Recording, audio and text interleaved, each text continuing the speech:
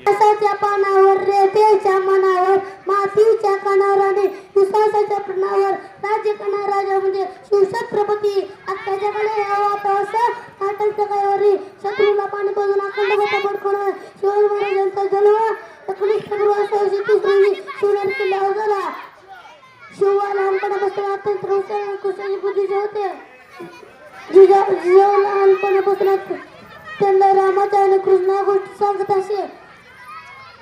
शिवबा आपला जन्म सरदार किंवा चक्री करण्यासाठी झालेला नसून रचलेल्या त्याला गुलामगिरीमुक्त करण्यासाठी झाला आहे. त्यासाठी आपण स्वराज्य निर्माण करावे. त्यासाठी आपण स्वराज्य निर्माण करावे. जिजाऊचे स्वप्न पूर्ण करण्यासाठी अवघ्या 15 वर्षी शिवाजी महाराजांनी तारेश्वराच्या मंदिरात तपासणी केली.